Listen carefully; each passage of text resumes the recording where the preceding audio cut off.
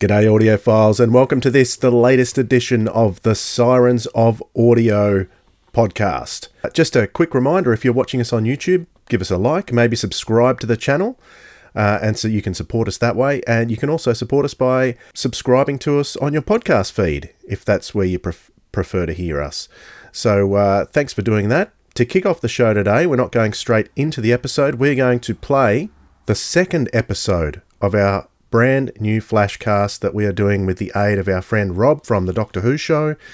Big Finish from the beginning. So we're getting into the meat of the episodes now, talking about the actual stories number 1 to 10. So here it is for you now, and then we'll get into the episode proper. Oh, and by the way, due to a couple of requests, I am going to put these flashcasts as a bonus episode into the podcast feed. You can already get them as a separate playlist on our YouTube channel. So, on that note, here we go.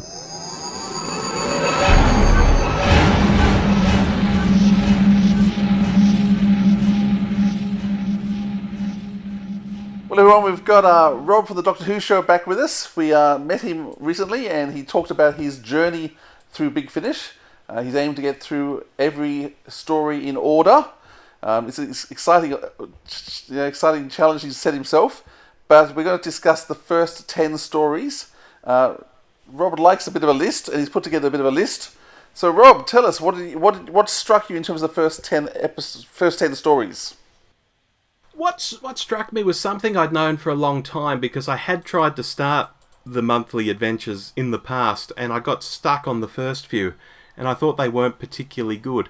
Actually, this even goes back further than me trying to do that. This goes back to when the Sirens of Time first came out, and our ex-local club president had imported a CD from the UK. And I said, what's it like? Is it amazing? There's Davo, there's Colin, there's Sylve. And he's like, I don't think it's so good. And we sat there one night, and he re-listened to it with me, listening for the first time. And I thought, yeah, this isn't so great. So that sort of put me off immediately, right back in the day. And then over the years, I'd try and start again, and I'd do the Sirens of Time, Whispers of Terror, Phantasmagoria. I was like, this just isn't connecting with me at all. And that's where I'd sort of quit. But later in that first 10, there is some great stuff. And I can't believe it's taken me so long, actually, to hear them. Okay, so we've got this list of 10. People can actually go to a blog that you've done and have a look. But we'll just quickly run through the first 10. So you've put as number 1, The Marian Conspiracy. Oh, absolutely. I thought this was the absolute standout in the first 10. It introduced me to Evelyn Smythe, who everyone had raved about and said she's great with Colin. Of course, Colin's putting in a good performance. It's historical. I thought this was just fantastic. Jacqueline Rayner, hats off. Brilliant. Had you listened to this before then, or was this the first time? No, this was my first time.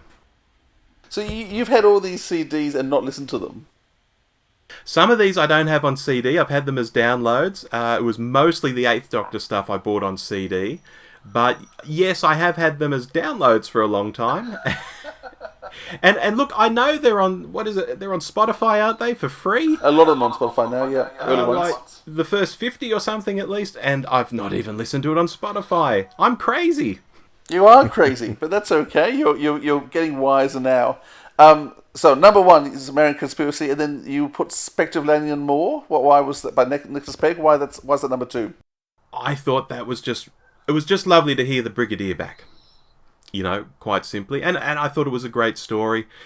And of these 10, those two just stood out the most to me. I don't think Spectre of Lanyon Moor was as good as the Marian Conspiracy, but it's still up there. And if someone was saying, out of this top 10, what are the best 2? I'd have to say Marian Conspiracy and Spectre. So both Colin, both Evelyn.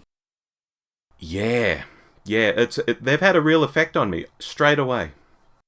Okay, Genocide Machine by Mike Tucker. Yeah, Mike Tucker's a great author. I've always liked his stuff, which I'm familiar with through, the novels he's written over the years. He's an old school kind of guy.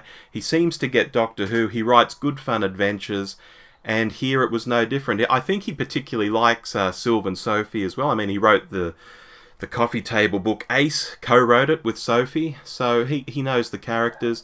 It's a Dalek story. It was quite good. I quite liked it. Okay, and the next two you've also put in the top 5. You put Land of the Dead and Fearmonger. Yes. Now, Land of the Dead is a Davo story, so how could I not have it in the top 5? But you'll also see I've got a Davo story in the bottom 5. No, I thought that was really clever with Davo and Nyssa, the companion that, Davo always wanted to, see what it would be like just to have Nyssa around. It works really well, I think. And up in Alaska, in this cut-off sort of snowy environment, I thought it was a really clever story. Really good, really enjoyable. You divided very much the first 5 and bottom. It said there was a bottom 5, so there was some that you didn't like as much. Actually, you said Davo. You've got a few Davos in the second half. That's true, actually. Because I think Red Dawn. I think Winter for the Adept. Phantasmagoria, is that? That's Davo. Davo 2 and Sirens of Audio. So in fact, 4 of your bottom 5 have Davo. The Sirens of what, Philip? Oh, sir. I only think Sirens of Audio now, Dwayne. Yeah, Sirens of Time. Well, how did you get the name for Sirens of Audio? So 4 out of the 5 in the bottom you've put Davo into. Yeah, and that's more to do with the stories, I think, because Davo acts his socks off. Davo is Davo. I love Davo. But these stories he's in here, I just couldn't get into. I mean, look, in Sirens of Time, was it Davo in the U-boat? Yeah, it was. That was the U-boat. That was probably the best episode of Sirens of Time. But as a whole, I didn't like the whole thing. Red Dawn, again, it almost made it into the best, but it just didn't quite get there for me either. Ice Warriors are so limited. They seem to do exactly the same thing every time they appear in Doctor Who. And this really was no different. One of the best Ice Warrior stories is actually a Benny story. There's a pretty stunning one with Benny, but that's another journey for you to go on later on. The interesting thing about Red Dawn is that none of the Ice Warriors are played by Nick Briggs. So later on, he will do all the Ice Warriors pretty much, but here in these early ones, it's an interesting example of non-Nick Briggs Ice Warriors. So the bottom 5 you put was Red Dawn, Winter for the Adept, Phantasmagoria, Sirens of Time, and Whisper Terror. Dwayne, what do you think about his list of the bottom 5? Would you defend any of those? Yes, I am definitely defending Whispers of Terror. I know it's universally canned by fans across the board of even Big Finish, but I've always failed to understand why it's so despised. It is one that's specifically written for audio. It can't work in anything else. So I think for that alone, it's a very, very clever story. Got Peter Miles in it too. Love hearing him. And I think it's a really scary monster. So I think it works really well. Justin Richards is still writing for Big Finish today. He's one of the ones that's been there from the start and still going. So he was finding his feet, sure, but in a very good way, I think. So that's my little defence for Whispers of Terror. I mean, I'd still put Sirens of Time much higher. I actually like Body Doctor stories. I think what they tried to do was good, and I think there's a couple of really great episodes in there.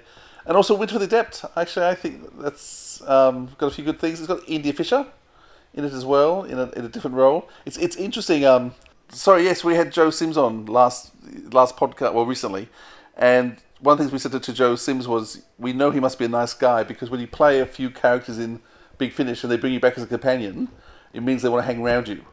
And Evelyn Smythe, so Maggie Stable, she was in Sirens of Time. I'm going to get stuck on that all the time. And they brought her back as Evelyn. India Fisher was in Land of the Dead, and they brought her back.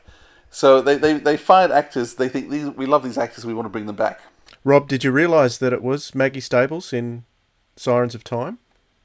So Evelyn, playing the old hag. That's Evelyn. Not at all.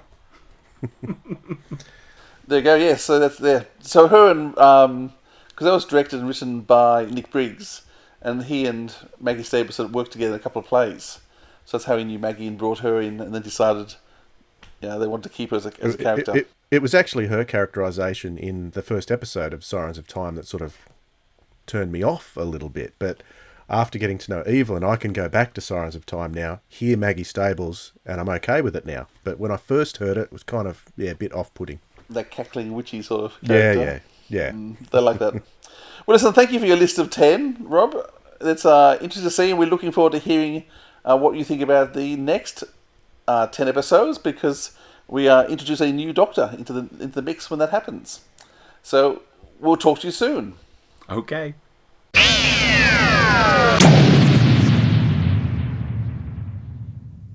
Hi, this is Paul Morris, and you're listening to The Sirens of Audio.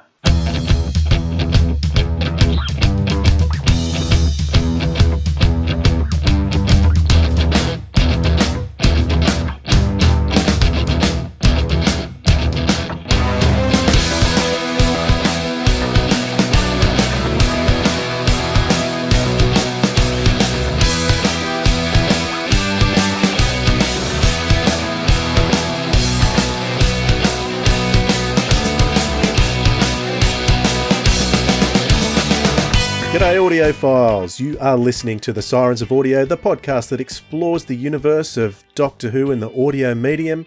My name is Dwayne, and this fella next to me is... Philip. G'day everyone, great to be here. Seems like forever since we've got together for a recording, Philip. We've had a bit of a build-up of episodes and we could give ourselves a little break. Yeah, we had a few things in the can. It's been a special week for me, and thank you, Dwayne, because this is my 1 year anniversary of being on your podcast. So glad you asked me on. What a great year Happy I've had. anniversary. I was going to say that next episode, because next episode is your 50th. Oh, is it my 50th? This is your, this is your 49th. Whoa, okay. Oh, I feel old and That's tired okay. now. No, it's been an awesome year. We've had some amazing conversations with some incredible people, and yeah, it's been good to be able to share the journey with you. So thank you. It has been a blast. I've had a lot of fun. Hopefully our audiophiles that they've had fun too. But yeah, and some amazing stuff to come still. Well, we certainly do.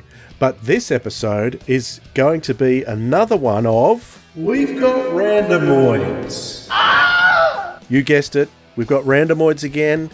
And last month, the Randomoid Selectatron selected Jago and Lightfoot Volume 8 for us. So we decided instead of doing two selections from the Selectatron, we would just do the one and review all 4 stories within the box set.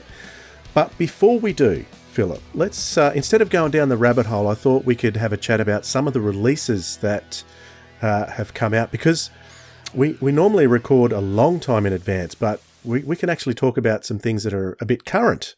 So, but we'll go back a month or so and talk about some of the releases that we haven't yet talked about. Now, on the last Randomoids episode, we tried to predict the story of the Ninth Doctor Adventures, Ravagers. How close do you think we got, Philip?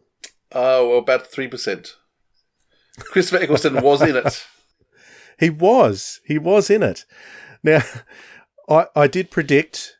I don't think it was a prediction so much as just me picking up on clues from behind the scenes that I heard that it was set pre-Rose. The thing that got me was that it was a great science fiction story, and it was. I saw another YouTuber reviewing it, and he made a very good point about this, that this was the first time we had heard Christopher Eccleston away from the Russell T Davies era.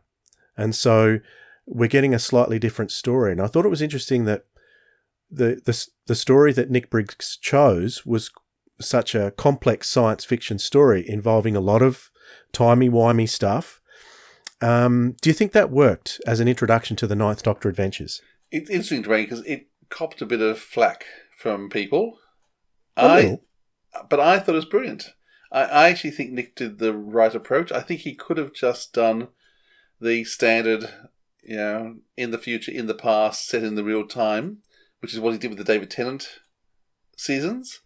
So that's right. So the David Tennant boxes were very much set in the same model as R.T. Davis. I think the fact that Nick made a bold choice to do something very different with Christopher Eccleston really worked. So I was actually glad he did it the way he did. I know people got confused with the story. A lot of those were people who I think who don't listen to Big Finish a lot, and maybe don't listen to Nick's stories a lot, because it was very Nick. It was all over the place chronologically, but that actually, to me, I like that style. I think it builds excitement. I think those stories that he does are usually slightly better than when he just tries to tell a straight tale. So I actually like the fact that he mixes them up and throws time around. I think it means it's better value because listening to it one time is not good enough for you. You have to go back and listen to it again to actually, get the most out of it. And with the second listening, you get so much more because you do actually know where it's going and you have some better ideas. So I actually think it's going to be one of those stories I can listen to over and over again without getting bored with it, which a lot of straight storytellings, you listen to it once, you enjoy it at the time, but then it's finished. Where this is one that you can't be finished with. So I actually think that what he did was the right thing to do. I think it stretched Christopher nicely. I think it brought in a companion in an unusual way and a slower way. A bit all over the place too. But I think, I'm looking forward to what happens with the next box set, which I think is a lot more standard. But I thought this was a good way to do it. What did you think? I loved it as well, particularly the characterization. Christopher Eccleston stepped back in and it was like he'd never left. I thought it was brilliant. It was perfectly him. He was snappy as the Doctor, pretty fast paced. And it was interesting to see him without Rose. We never saw him without Rose on the television. So it was an interesting change in that regard. I think I may have listened to one or two of the stories twice because I thought, this is more complex than I thought it was going to be. So my mind may have wandered. I may have been doing something while I was listening to it, and I had to go back and listen again. But yeah, it has a really good payoff, and I think that the companion that's in this one is not going to be in the next box set. Is that right? I thought she was, but I now need to go and check that. You know how bad I am with checking it. You know how bad I am with checking blurbs and credits and things before I listen to the story. So, because I really enjoyed her as Nova as a companion. Didn't she live with him? I thought she left with him at the end. Yes, but I don't think she's going to be there in the next set because this was like a self-contained 3-part story, whereas the next box set is going to be 3 standalone stories.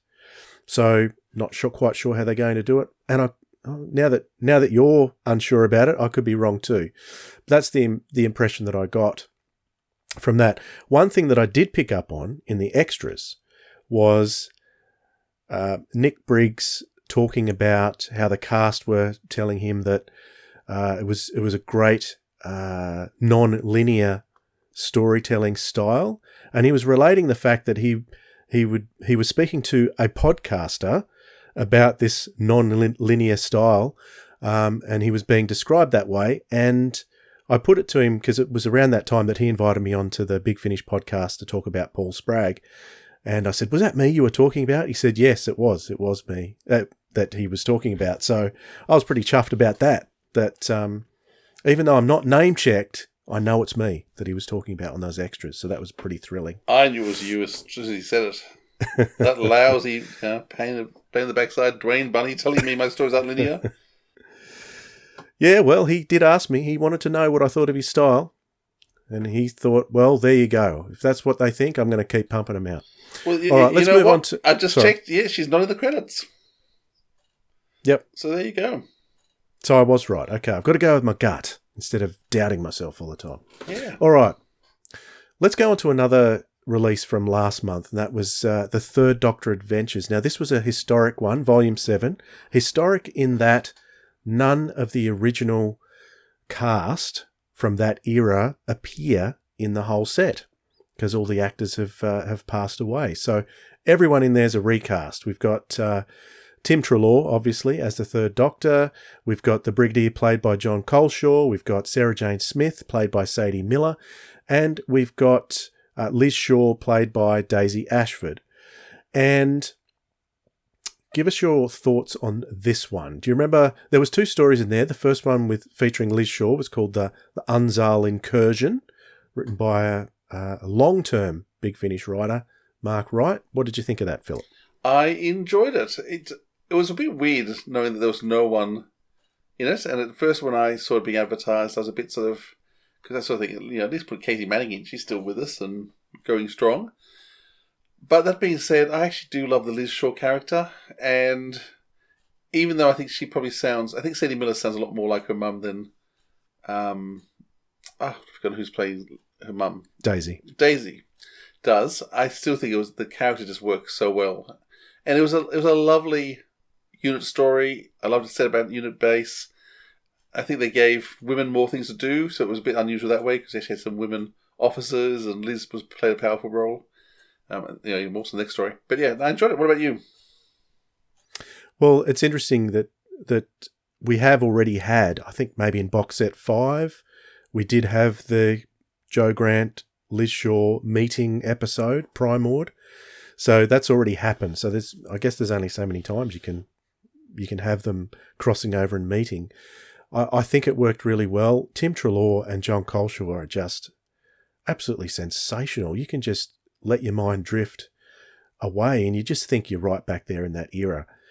And I know that Benji Clifford was working on the Unzal incursion with the sound design, along with Nick Briggs on the music. So they don't often work together. I remember them saying that how much they enjoyed that.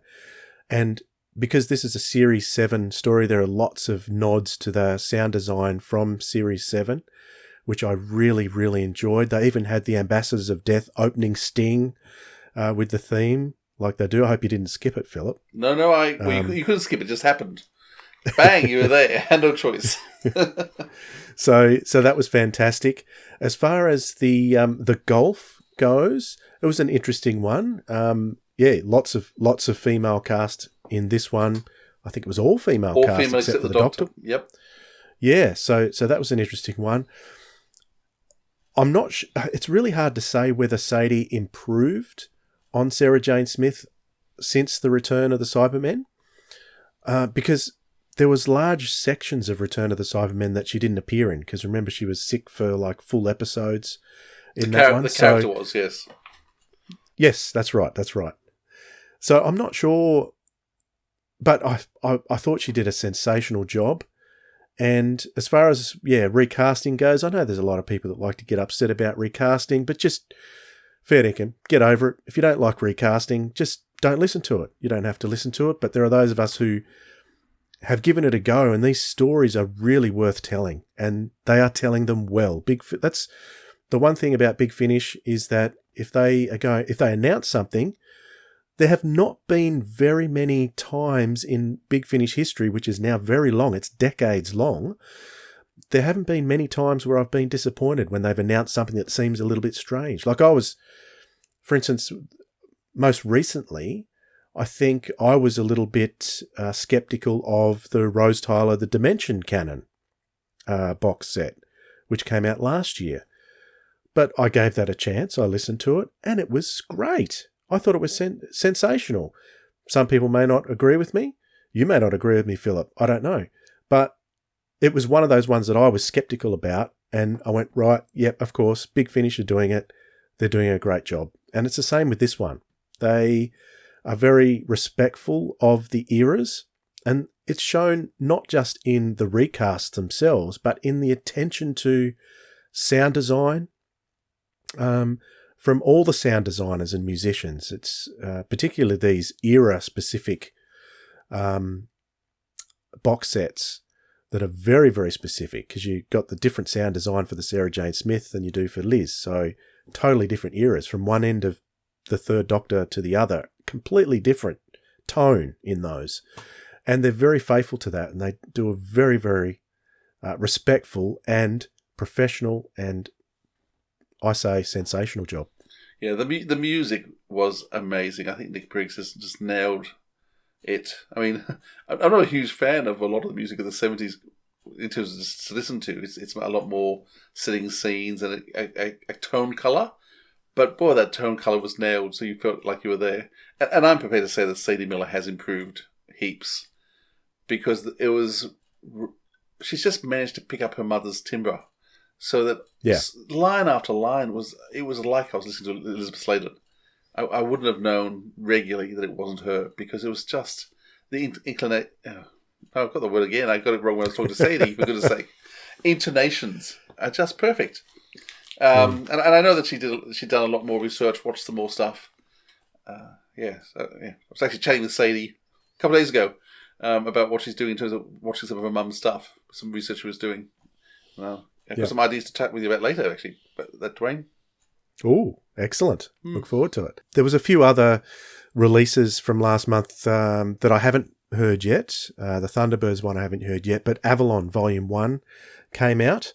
That contained 3 stories. It's a Blake Seven, Worlds of Blake Seven release. And this one seemed to me to be really, really exciting. Sally Nivette as Jenna and Stephen Greif as Travis, featuring in that box set, with Olivia Poulet as Avalon. So she'd appeared as Avalon in a Big Finish story before. Was it a companion chronicle? I think it might. No.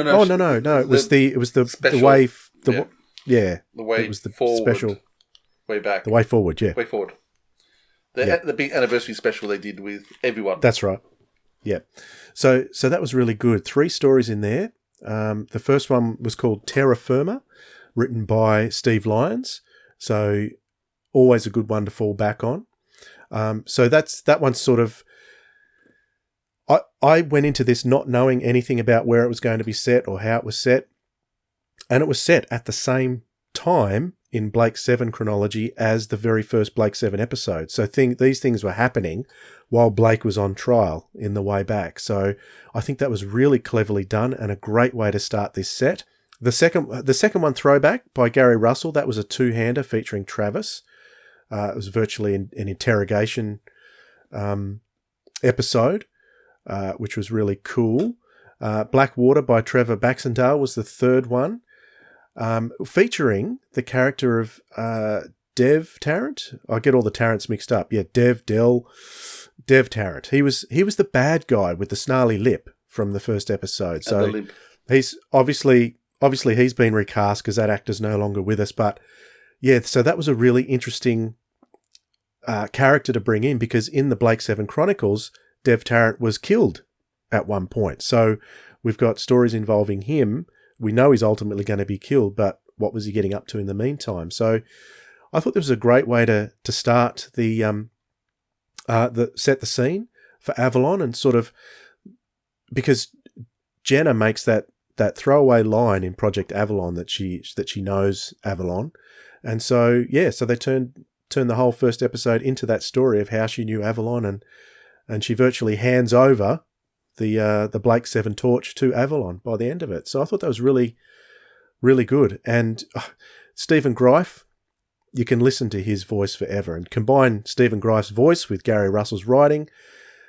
I don't think Gary Russell writes enough. He should write more. I think he's fantastic. What did you think of that set, Philip? Well, you've basically said everything. What can I say? I do think Sally Nivette was amazing, and it was a handing over of the mantle, which was, I think, nicely done. Sally, passed it over. And it was interesting because, once again, how did Jenna end up in that jail cell with Blake? You actually saw it happen. So you knew the whole episode, how it was going to end in part, but there was still a lot of suspense along the way. It's a bit of a Ocean's 11 kind of story. The highlight for me was that second episode. That was basically a 2-hander, but the whole scene backwards and forwards with Travis, and once again, you know that they're slowly introducing the new cast who are going to be the new Blake Seven cast bit by bit, and so you had this character that was slowly being introduced, and you know is going to become more pivotal. But those scenes and the dialogue was just breathtaking, and the slow reveal of what was going on, it was stunning writing. And you're right, Gary is a brilliant writer who doesn't write off enough. It was kind of a bit of Gallifrey-ish, with politics and other bits and pieces. And there's also a companion chronicle called 3, which is with Jacqueline Pearce as a 2-hander. And it had some moments like that in it too. Very powerful, evil versus good, and where's the twist going to come? And and then the third story, putting together a few more of the characters, a bit more of a heisty idea as well. I've got the second box set now, waiting to listen to it. I put it on hold so I could listen to these Jagged and Lightfoots. Excellent. Well, let's talk about a couple of the releases for June. Out of Time 2, The Gates of Hell. Have you heard that one yet? I have. And how wonderful hearing Peter Davison and David Tennant together.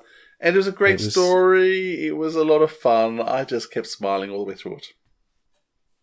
Yeah, another timey-wimey story, worth more than one listen. And it has those great invasion Cybermen in it. So yeah, fantastic. Can't rave about. David Tennant's back with me. He's back. Oh, you And like him again now, do you? I just can't wait for the Dalek Universe is coming out in a few weeks, so I can't. Dalek Universe 2, I should say. So I'm really, really looking forward to that. Other big release for this month has been The Robots Volume 4. This is a series I want to go back and listen to from the start again. It's a fantastic series. I was a little bit nervous at the end of The Robots 3 as to how it was. I had a feeling it might have been crossing over somewhat with the Magic Bullet series of Kaldor City. Just the way it ended on that cliffhanger. I won't spoil it for anyone who hasn't heard it, but I didn't have to worry because it hasn't crossed over with Kaldor City at all, and it's taken a course this time that's extremely fascinating. Particularly, there's one story in there by Guy Adams. I think he was at the first one, Closed Loop. Yeah, with I think it's David Collins' last performance. It is his last performance, which is just tragic because he is before he passed so away. good. Yeah, and he's playing pool in this one, and Guy Adams writes this type of psychological, psychedelic story so well. It reminded me of Adam It Lives, because Guy Adams was in charge of that project. And if you enjoyed that, you're going to enjoy particularly Closed Loop in this box set. So it's really, really good. A couple of other stories in there. Off Grid and the Janus Deception. Just really enjoyable stuff. Getting to know. I just want to know what's going to happen now. It didn't really end on a massive cliffhanger, like an emotionally. It kind of did. It was a sort of a cliffhanger, but it didn't sort of end with a bang. It was like Everything's changed. It was almost like a sharp intake of breath, but not so much a bang. So, what was your thoughts on the Robots 4? Yeah, I've been enjoying. I do wonder how they were going to do it all in 4 boxes originally, because of course they extended the 4 boxes to 6 boxes, and the way the story was telling was going, I couldn't work out how they were possibly going to fit the story into 4 box sets. So they must be selling well to have done that, which is great. I mean, I've been enjoying for the last 3 box sets the Toos and Pool storyline. I know you can't get enough of Pamela Salem. Phil. No, I love Pamela Salem and and David Collins. And I mean, the first half of that episode is just a 2-hander with just the 2 of them, and they're breathtaking. And then they bring in the actor who played D-84 as well. Gregory DePaulnay. Well done. Isn't his voice sensational? Yes. He's got such a good voice for audio. Yeah. Yeah. So that first episode, and you can see how they could have kept using David Collins, but you also see they have been able to find a way to end it. Because I thought at the end of last box set, it would have been just tragic if he hadn't done another one. So it's so good that we have this story, and they've cleverly removed him from the scene, which is both tragic but also done in a careful way, so it's not going to disrupt the storyline. But yeah, Pamela Salem goes on, which is keeping my heart happy. But yeah, great stories, and just dying for the next one. And I should say, Claire Rushbrook too, and Nicola Walker are amazing actresses. And then one of the episodes where Claire's been put on trial, and the whole, I mean, it's funny at times, but also quite nerve-wracking to see the different storylines going. The way they're using those characters, it's brilliant. I'm the fact that it's going in 6 box sets now, I'm sad about. It needs 12 or 15. Absolutely. Unfortunately, we know it has to end because we know Liv gets back with the Doctor again. So, yeah, it's a shame. Maybe they can push her back in time for 6 months or something. Something happens and she has to relive another 6 months and another 6 months. And So in the next week, we've got War Doctor Begins coming out. Looking forward to that. I am. So once again, recasting though, but I don't mind. His voice is astounding. It's very, very good. Very good. And directed by Louise Jameson. So Always good to see Louise playing a slightly different role in the Big Finish family. So that's great. It'd be good for her too. Enjoyable for her. All right, let's get to the topic of our podcast today, which is Randomoids. What are we up to? Randomoids 4? Yeah, painful. Randomoids 4, the Phantom Selectatron. Yeah, if we're going that way. All right. So the Randomoid Selectatron threw up Jago and Lightfoot Volume 8.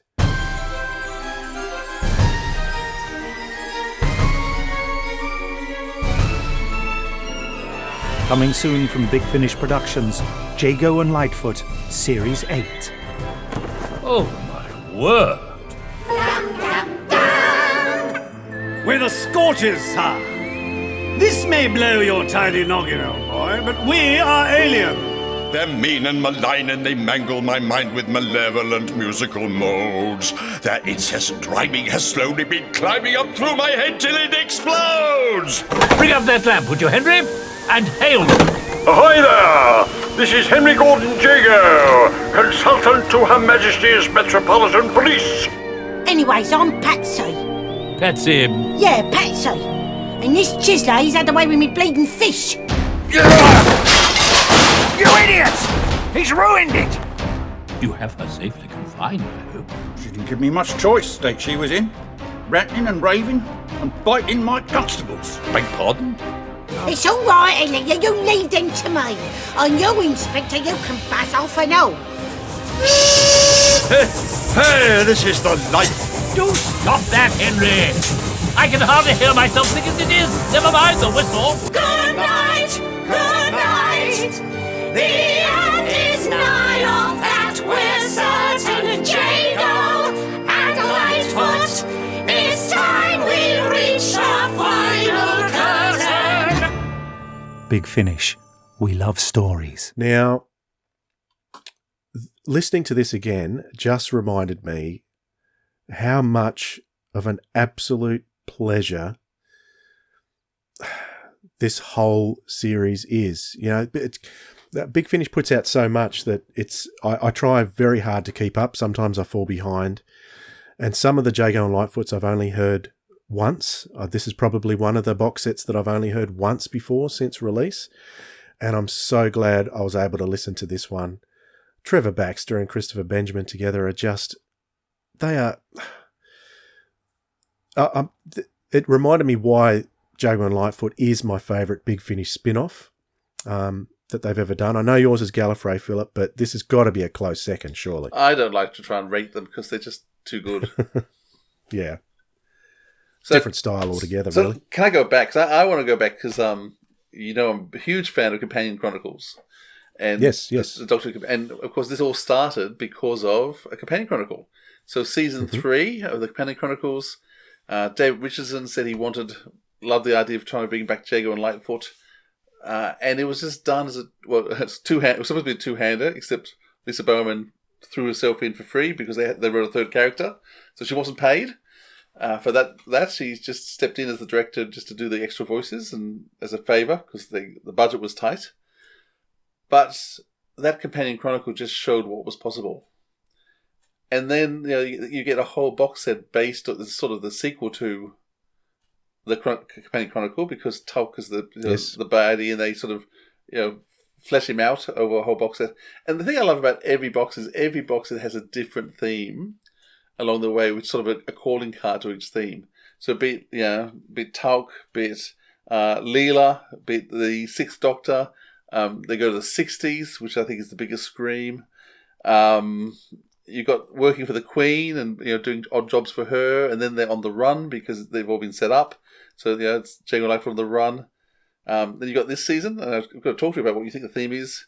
But then you've got the Crews, you've got Masters, you've got Vampires, Parallel Worlds. It's just every box set is self-contained, but has this lovely theme to it.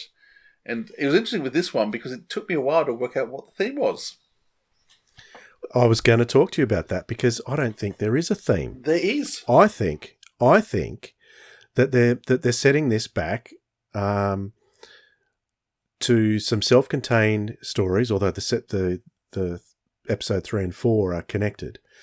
But they're self-contained stories in the same setting, in their Victorian setting, without any big arc going on.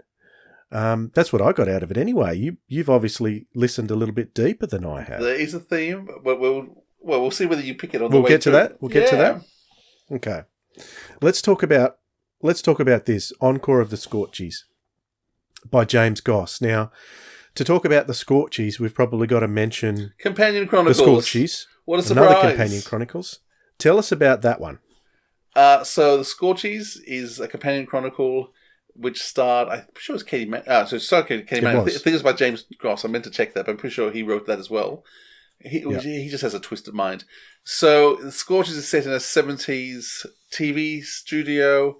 Joe Grant's being captured by this bunch of marauding puppets who are going to send out a TV signal to destroy the whole world, to give them life. They're beings that travel through space on special waves, and they can inhabit bodies, and they've taken over all these puppets. So they're kids' puppets who end up being totally ruthless and evil. So I listened to it this week because I love it. Sounds silly, but it's one of those things where a crazy idea, Big Finish gets their hands on it, put a competent writer like James Goss in charge of writing a story like this, and mate, it blows you away. Yeah, absolutely blows you away. And that was Katie Manning and Mervyn Haynes from 8 Half Hot Mum fame. And the two of them managed to do about 15 different voices. And there's songs throughout it, as well as all the drama. It's just a brilliant episode. And David Richardson listened to it, loved it, and said, we need them again. And went, I know, Jago and Lightfoot. So this one's called Encore of the Scorchies, even though it's set before the Scorchies story from the 70s. So, I've already got a huge appreciation for Howard Carter, but now I have even more of an appreciation for Howard Carter. He is a genius, because if you look at if you've got it on your app, you look at the extras. If you look at the extras on your app, you'll get all the sheet music for every song, so you can print it out as a PDF and have the full songbook for this. And I've got to say that I'm not a person who seeks out musicals to watch. I'm not going to go, I might just watch a musical today. But whenever I go to the theatre to watch a musical, or if someone wants to watch a musical with me, I always enjoy musicals. And I think you're more of a musical connoisseur than I am. But I just loved every second of this. I love the songs. I love the lyrics. Particularly Lisa Bowerman's performance at the end. I think that was very, very well done, and the lyrics were very funny. And despite the Scorchies being an alien menace that looks completely stupid, they are very scary at the same time. And this is this only the second time that Big Finish has attempted a musical? Or have they done others? There's this one, there's the Scorchies, and there's the Pirates. I think so that's three. The three. I'm pretty sure it's the three. I think there's one or two songs and some other ones. There's a Paternoster Gang. Have they done anything? No. I can't River Song and Jago do a song in when River goes to. Oh, that's right. The theatre. So they've got a song at the end, which is hilarious.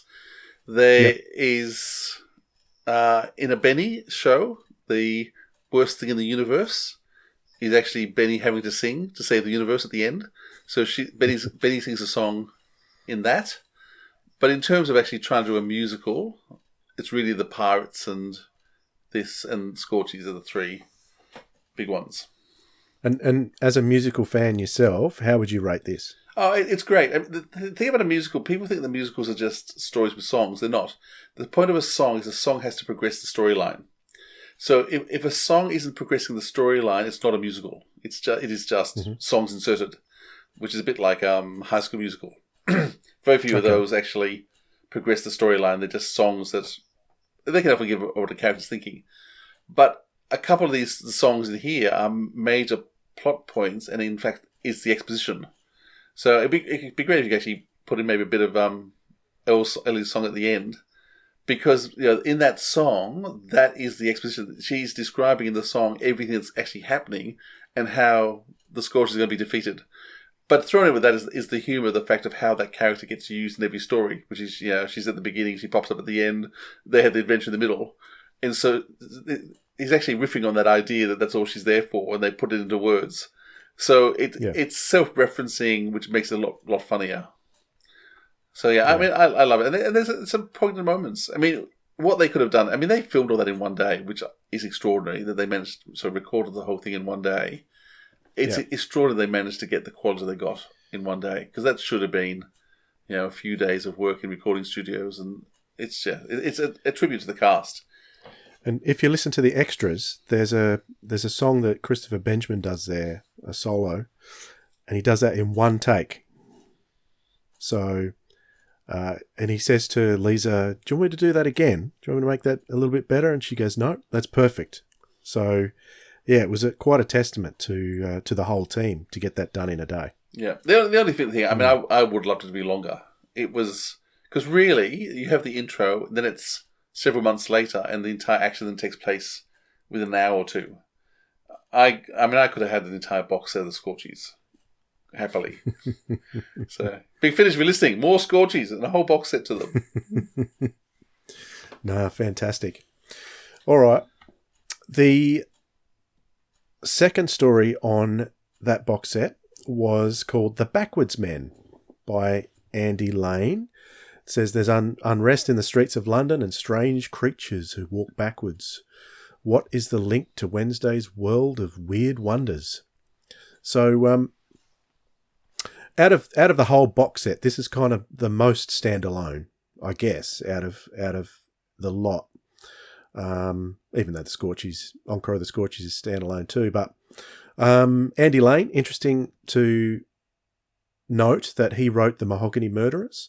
So he was the one that introduced Jago and Lightfoot to the Companion Chronicles, which spurned that massive series of 13, actually 14.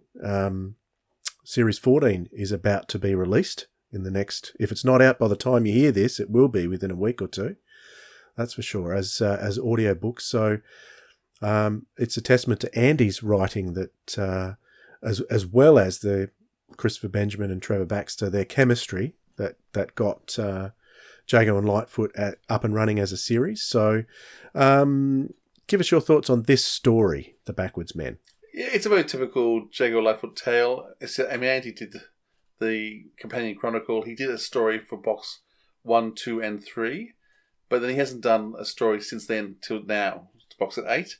I think he felt he needed a break just in terms of doing some other stuff and that. Certainly, it's a great typical story. It is very, Professor Lightfoot gets to do some very, very amusing things because he gets taken over by an alien. But so it doesn't get taken over by an alien, but ends up sharing his body with an alien. And so the indulgences in terms of humour, in terms of going to restaurants and trying the things that George would never normally do. He hosts an alien. He hosts an alien inside his mind. And so there's all sorts of crazy, funny things happening there. So that storyline's all happening on one side, while Jago's having the other storyline, and then they come together. So they do mix nicely together. There's some lovely moments, some lovely humour. Yeah, enjoyed it.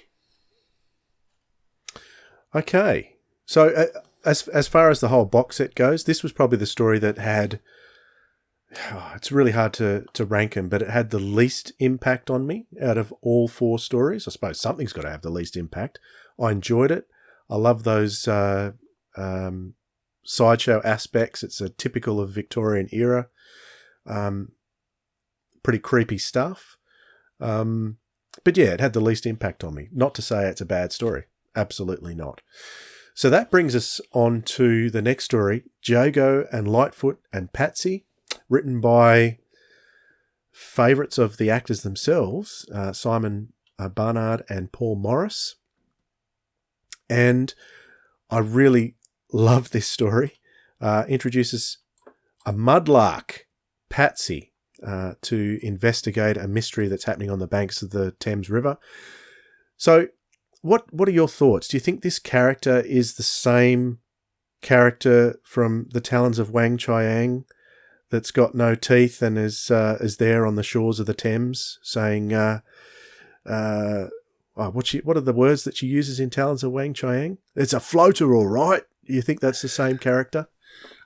There's obviously a big... Or just based on her? Yeah, I think it's a big nod to her, at least. And, that Patsy was the name of the actress who played that character. So it's certainly a nod to her. I mean, Patsy is an amusing character. I mean, one of the things that Jago and Lightfoot already does is it already mixes different class levels, because, Victorian London, quite class-like. And even though, George Lightfoot isn't aristocracy or even upper class, he's upper middle class. He's wealthy. He's sort of like a Professor Higgins sort of level, where Jago is, a definite step down, upper working class would be Jago. So you've already got the mixture here. But then you throw in the lower working class with Patsy, and you're really getting an amusing mix. So it does cross the layers of generation, the class as well. And I think it's one of the things that works for it, as these characters start playing backwards and forwards between class levels, understanding, education, wealth, and then throw in an alien invasion as well. You're all set. And out of that duo, Simon and Paul is the one that adds a lot of... Isn't he the one that adds a lot of the jokes? I can't remember if it's him or Simon that adds all the jokes. I think Paul's got that quirky sense of humour that really stands out in their scripts, which is possibly one of the ingredients that Christopher Benjamin and Trevor Baxter really loved with their scripts, and why they continue to write regularly from then until the end of the series. So yeah, a really, really interesting story. It seemed to be all done and dusted, but then ended in an extremely funny way. Like I said, it's been so long since I heard it. I thought, that's a funny, over-the-top ending to the story. I wonder if that's a cliffhanger. And I was right. It was a cliffhanger, because this story leads directly into the fourth story in the set, Hickson and Quick, by Justin Richards. He's the script editor on Jago and Lightfoot, I think, for most of them. Yes. Is that right? Yep, yeah, that's right. So this sort of carries on from the previous story, in as much as it turns Jago and Lightfoot into the bad guys, which is a very interesting spin on the Jago and Lightfoot universe. And we haven't mentioned Quick yet. We've got to remember that throughout the whole Jago and Lightfoot series, Quick, was he Sergeant Quick in the TV show? He's now an inspector. No, he wasn't. He was lower than sergeant. He was only below sergeant. Constable. He's Constable Quick. Constable Quick in the TV show. He becomes Sergeant Quick at the start of Jago and Lightfoot. He's now been promoted to inspector. Inspector. Yeah. So he's there, and he ends up teaming up with Ellie to try and solve the weird goings on around Jago and Lightfoot and why they're acting so strange. And there's an interesting character in this story played by Andrew Grenor. I'm not sure if that's how you pronounce it, but it's Jeremiah Castle, which in the extras, Paul Morris talks about Jeremiah Castle and the history surrounding that character and the place that... I can't remember the place in the story that it's set. But the area that he sort of looked after. And it was quite Scooby-Doo, really, the way Jeremiah Castle is portrayed. He's portrayed, and even the whole box set's portrayed as a supernatural range of stories. They're not supernatural at all, because they're always explained really well in a science fiction-y type of way, which I really like that kind of storytelling. So it was nice to see Jago and Lightfoot acting in a different way, and they've once again some very funny moments. So I thoroughly enjoyed this story too. It's a bit of a play on the end. Ellie's song in the end of Scorchies is that she'll never get a spin-off at this rate. So she's saying, I'd like to have a spin-off, like, playing on the whole Jago Lightfoot spin-off. But then by the 4th episode, she has a spin-off. Because it's no longer Jago and Lightfoot, it's now Hickson and Quick are now the heroes. So I thought it was amusing that she gets her spin-off. Ah, there's your theme. No, that's not my theme. But she gets a spin-off. Okay, so want to talk about theme? Yes. Okay, so in Encore the Scorchies, Jago gets taken over by the Scorchies. In The Backwards Men, Lightfoot gets taken over by the police officer, the space police officer. Yes. Then in The Backwards Men, there was a takeover. I should have written it down. And then, of course, the very last episode, Jago and Lightfoot are both taken over by aliens as well to do their bidding. So it's actually. So who's taken over in Jago and Lightfoot and Patsy? Is it Patsy? Yeah, Patsy's taken over. And I think there's another takeover too. So I think there's actually a running theme of bodies being taken over by other people, creatures. Not always bad, because the police officer takes over Lightfoot isn't a baddie.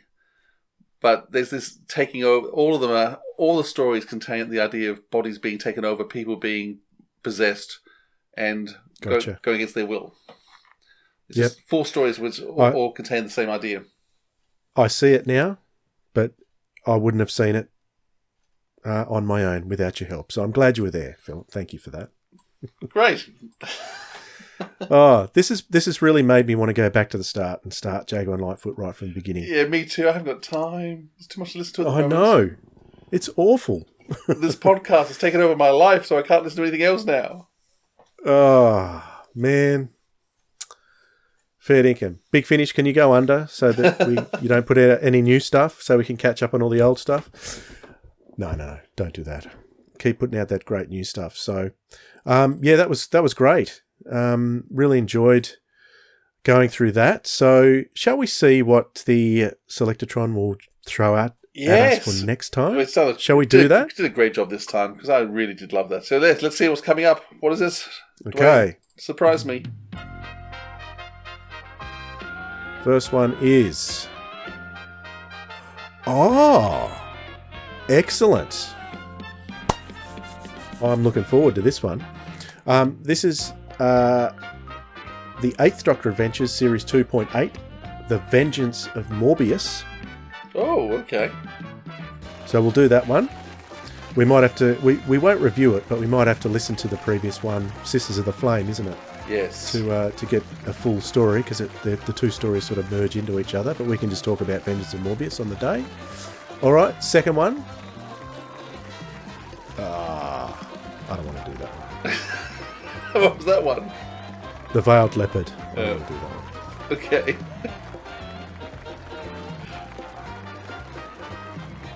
Oh, okay. It's going to be an 8th Doctor show. Okay. Because we'll do this one.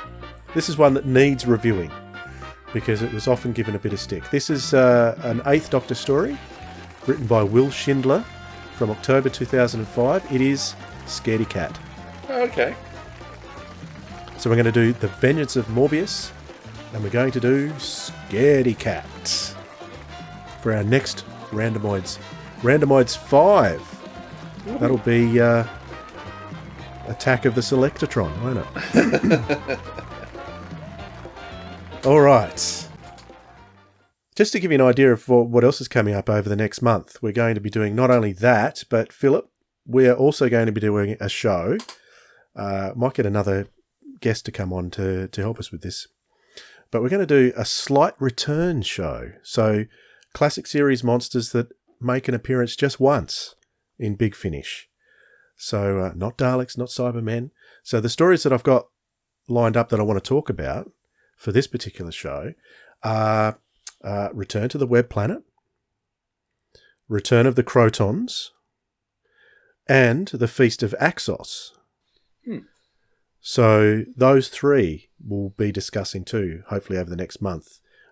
That's me discussing it with Philip, by the way, for those... I hope you agree with that, Philip. Yeah, I guess so. And that'd be fun.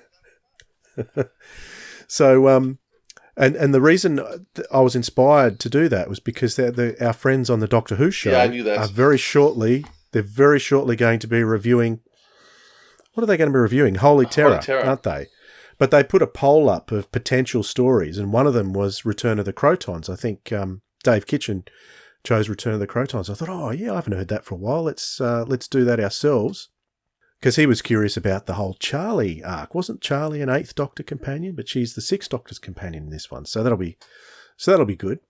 So we're going to do that as a full episode of The Sirens of Audio, looking at the slight returning monsters. And in fact, the Doctor Who show Holy Terror will be out this Sunday. So we're out first, but they'll be...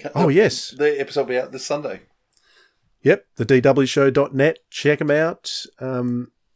It's they don't often talk about Big Finish, maybe only once or twice before in their history. Yeah, and they better not do it too often either. They better not start doing it too often either, can I just say? I'm happy for them to do it now. I was watching them. I was watching them on Twitter. They talk about doing all this other Big Finish stuff. They better be careful.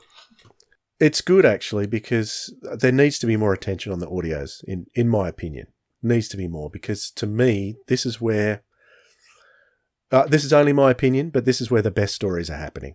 So you want good Doctor Who stories, this is where you're going to find them. You want fantastic Doctor Who stories, this is where you find them. Not just good ones. That's right. This is the best at the moment, by far. Absolutely.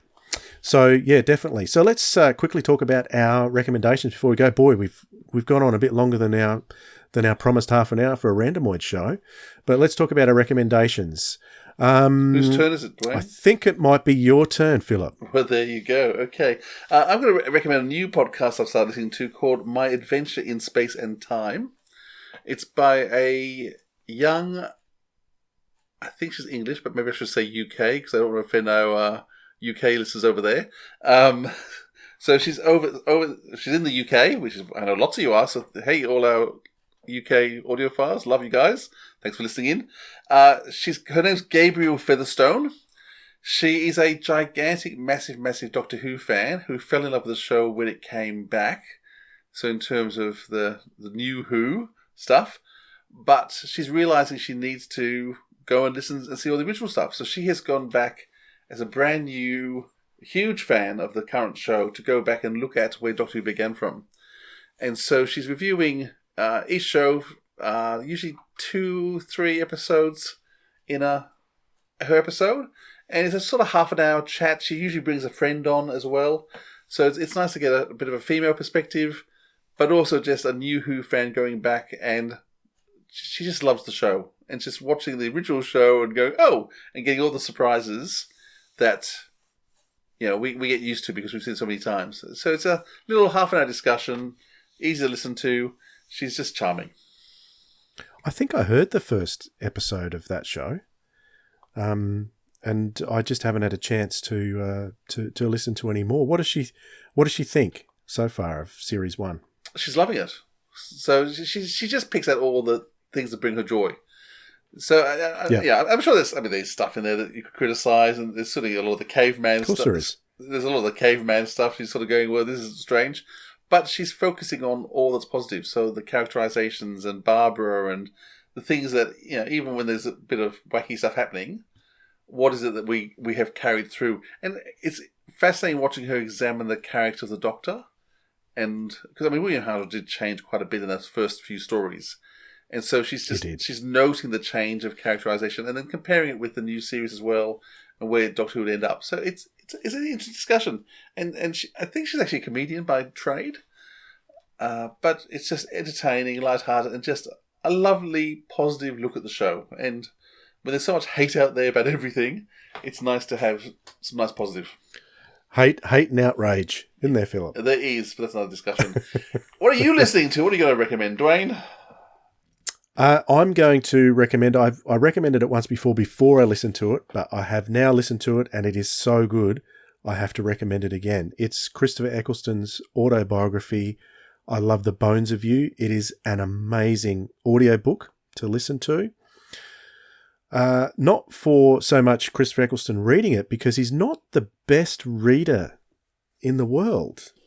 Interestingly enough, he's an amazing actor, but I found his reading of the book a little bit difficult to get used to. Maybe because I listened to it at 1.5, Philip. or faster. But I don't know. You didn't even twitch there where I said that, Philip. Oh, so that just sounds Still perfect. Do you listen to this? Can you listen at a slower speed than that? At 1.5? Yeah, is it slower than that? Very funny. No, it goes, and this is a perfect example of a non-linear autobiography. He goes into the present, he goes back into the past, and he talks about all these different things that seem to come to his mind. He talks about his body dysphoria, which he still has. He talks about his mental illness. He talks about his relationship with his father, and how influential that was. He talks about some of his acting career, particularly at the time that he wrote the book. He was working on The A Word, which was a series I really got into. Brilliant series. If you haven't seen it, do check it out. Particularly because when I found out that it was The A Word is about an autistic boy and his family and how they deal with it. Because my son has autism too, so I was very interested in that show. Not only for the fact that it had Chris Eccleston in it, he plays it, but I didn't realise how sick he was during the recording of that. He was going off and getting some serious counselling, and even at one point he ended up in hospital during the recording of that. So he's very, very honest about his life, and it's a very, very touching read. It's quite long, but it's definitely worth it. So I love The Bones of You, Christopher Eccleston. Either get the book and read it. I listened to the audiobook. I'd recommend that too. So That's me. I have it. I've not listened to it yet. I do have it there waiting to go, but I need to find enough hours to do that. Yeah, can't recommend it enough.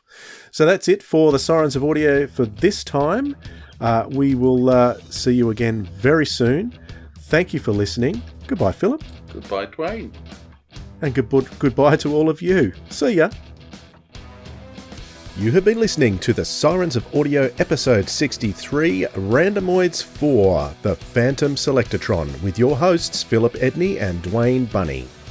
Next time on the show, Katie Manning will be dropping by to talk about 50 years of Jo Jones, née Grant, her time in Australia, and working in audio.